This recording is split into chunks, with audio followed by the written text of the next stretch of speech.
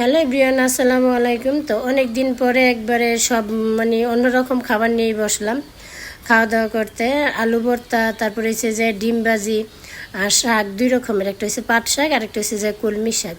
তো আমি হাসতেছি যে এই যে বিড়ালটা নিয়ে ও আর কি, আমি যখনই খাইতে বই ও ঘুমাক আর যাই করুক, ওই সময় ওর খাওয়া লাগবে, একটু দিলেই চলে, মানে শান্ত হয়ে যায়। ওই রকম না, আমার খাবারেতে ওর বাগ দেওয়া লাগবে।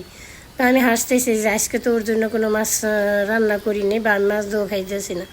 তারপরে এই যে একটু মাছের ডিম দিলাম, ওটাই খাইয়া শান্ত মতো বসে থাকবো। তো অনেক দিন পর এরকম একটা খাবারের আয়োজন বলতে, এমনিতেই হয়তো ডাল, আলু ভর্তা বা শাক টাক, অন্যান্য মাছ টাছ রান্না করছি, ওর সাথে একটা শাক রান্না করলাম বা আলু ভর্তা করলাম, ডাল রান্না করলাম। কিন্তু এরকম দুই আইটেমের শাক, আলু ভর্তা এভাবে গুছাইয়া অনেক আগে খাইছি, যখন সুস্থ ছিলাম।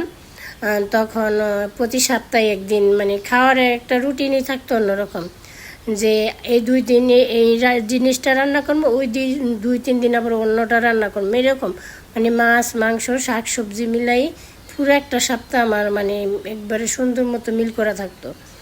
এক সপ্তাহে কী কী রান্না করবো এটা আমি আগে আজকে কী রান্না করছি, এই 2-3 দিন কী রান্না করবো, পরে কী রান্না করবো, এটা সবসময় আগে বাইবে রাখতাম আমি, বা ওইভাবেই রান্না করতাম, ওইভাবেই আমরা ওই হিসাব করেই চলতাম। কিন্তু এখন দেখা যাইতেছে কি, ওই রকম শরীর সুস্থ না, আর সব খাবারও আমি খাই না।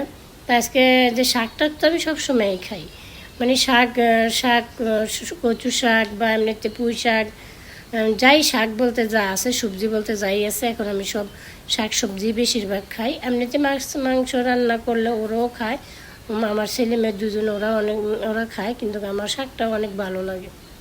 তো এর মধ্যে এই যে মাছের ডিম, তো আমি একটু আদা বাটা আর রসুন বাটা দিয়ে দিলাম, আর এই যে ধনিয়া পাতা দিলাম। অবশ্য ধনিয়া পাতার এগুলো একটু লাল হয়ে গেছে, তো একটু লাল হয়ে গেল কি মন চায় না, যে রৌদ্র, এই রৌদ্রের মধ্যে মন চায় না যে আবার যায় ব্যানের থেকে নিয়ে আসি। তো সেই জন্যে একটু বাইসা টাইসে এগুলোই দিয়ে দিলাম, আর সাথে যে একটা পাকনা মরিচ দিলাম, একটা কাঁচা মরিচ দিলাম। আর এমনিতে গুঁড়া মরিচ আজকে দিলামও না, আর বাটা মরিচও দিলাম না, একবারে আহামরি কোনো জালও খাবো না। আর গরমের মধ্যে একটু জাল বেশি খাইলে কি আমার পেটে পেটের ভিতরে অনেক যন্ত্রণা করে, জলে সারাদিন বরফের পানি বা আইসক্রিম বা অন্য কিছু খাইলেও জল একদম যায় না।